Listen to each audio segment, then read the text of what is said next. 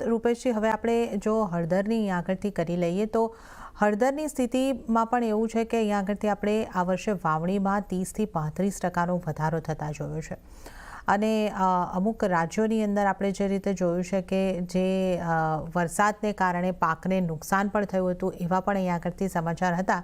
તો આપને શું લાગે છે, હળદરના ઉત્પાદન કેવા રહેશે, કઈ રીતની સ્થિતિ બની રહી છે આગળની? હળદરની આમ જો છેલ્લા 3 મહિનામાં આપણે જોઈએ તો બહુ ઇન્ટરેસ્ટિંગ વ્યૂ આવી રહ્યો છે ગ્રાઉન્ડ લેવલથી. જ્યારે જૂન જુલાઈમાં સોઈંગ થઈ ત્યારે વરસાદની થોડી ખેંચ હતી, એટલા માટે ડેમેજની વાતો આવી. એના પછી 15 જુલાઈ પછી વરસાદ સારો થઈ ગયો એટલે બમ્પર ક્રોપની વાતો આવી, કારણ કે ભાવ વધીને 200 ની ઉપર જતા રહ્યા હતા, 200 રૂપિયા પર કેજીની ઉપર.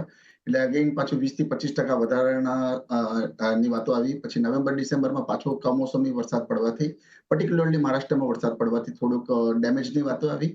અને હવે પાછી જે બજારમાં પર્ટિક્યુલર એક તેજીવાળું ગ્રુપ છે, રાજસ્થાન બેઝ જે તેજીવાળું ગ્રુપ છે, તે અરાઉન્ડ 40 થી 50% વાવેતરમાં ઘટાડો થશે એવી રૂમર અત્યારના બજારમાં ફૂલ સ્વિંગમાં ચાલી રહી છે.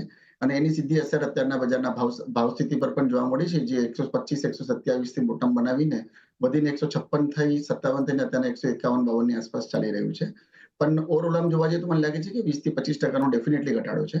પણ એની સામે ડિમાન્ડ પણ એટલી જ ઇમ્પેક્ટ થઈ છે. એક્સપોર્ટ ડિમાન્ડ ખૂબ જ ગંભીર રીતે અસર થઈ છે, કારણ કે બાંગ્લાદેશની જે ડિમાન્ડ હતી કે જે ત્યાંની સ્થિતિના હિસાબે ત્યાંને બાંગ્લાદેશ તરફ એક્સપોર્ટ ખૂબ જ મર્યાદિત રહ્યું. એટલે જે 20 થી 25%ની આસપાસનો જે ક્રોપમાં ડેમેજ થયું છે, એટલું એ એક્સપોર્ટ ડિમાન્ડ નીકળી જવાથી એમાં સરભર થઈ ગયું છે. એટલે એટલું બધું ડિમાન્ડ અને સપ્લાયમાં મને લાગે છે એટલું બધું ઇમ્પેક્ટ નહીં પડે.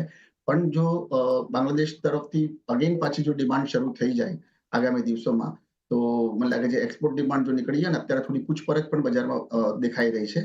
સ્ટોકિસ્ટો પણ એકવાર આ મથાળામાં સ્ટોક કરવા માટે એટલા બધા ઉત્સુક નથી દેખાતા, પણ અગેન પાછું જો 140 રૂપિયાની આસપાસનો ભાવ આવે પર કેજી, તો એમાં સ્ટોકિસ્ટો પણ ઇન્ટરેસ્ટેડ દેખાઈ રહ્યા છે.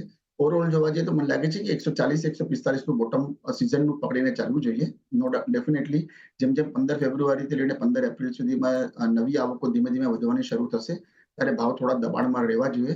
પણ અગેન એની સામે ડોમેસ્ટિક અને એક્સપોર્ટ ડિમાન્ડ કેવી રહે છે તે બહુ મહત્વનું રહેશે, કારણ કે કેરી ઓવર સ્ટોક આમ જોવા જઈએ તો યર ઓન યર બેસિસથી અરાઉન્ડ 20 થી 25% જેટલો ઓછો રહ્યો છે.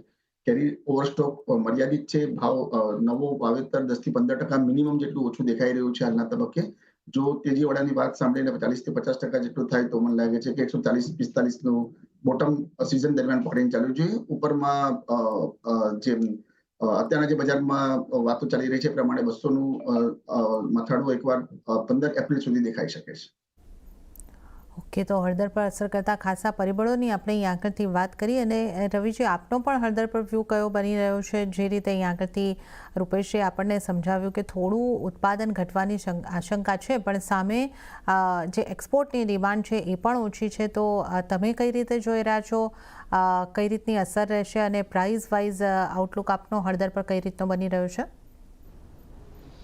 જ્યારે ઇન ટર્મ્સ ઓફ સપ્લાય બહુ વધારે ઇસ્યુ નહીં આવે, કારણ કે ગત વર્ષની સરખામણી એક સારા પ્રમાણમાં સોઈંગ સારું થયું છે. એટલે જો 30 થી 35%નો વધારો છે, જો અત્યારે કરંટ થશે તો થોડું ડિલે થશે, કારણ કે સેન્ટ્રલ અને નોર્થમાં થોડું અત્યારે એક્સપેક્ટેશન્સ વેધરના પહેલાના હિસાબે અહીંયા કદાચ થોડું અહીંયા ડિલે થઈ શકે છે. ઓલ ઓવર મને એવું લાગી રહ્યું છે કે એક સારા પ્રાઇસે ટ્રેડ કરી રહી છે, અને મીન્સ કે હેજિંગ વાઇઝ આ એક સારો પ્રાઇસ છે. બહુ વધારે અપસાઇડની અહીંયાથી મને પણ આશા નથી લાગી રહી. હાયર લેવલે થોડું ડિમાન્ડનું ડ્રોડાઉન રહે છે, અને આઈ થિંક કે 2024માં એક સારી રેલી આપવા પછી એક કન્સોલિડેશન પણ છે. હાયર લેવલે મારા હિસાબે 15,800 15,600 એક સપ્લાય ઝોન રહેશે, અને હાયર લેવલથી થોડું પ્રોફિટ બુકિંગ છે એ આવતું રહેશે, અને સપ્લાય પણ ઇનફ રહેશે. લાસ્ટ યરની પણ છે અને આ કરંટ યરની પણ છે.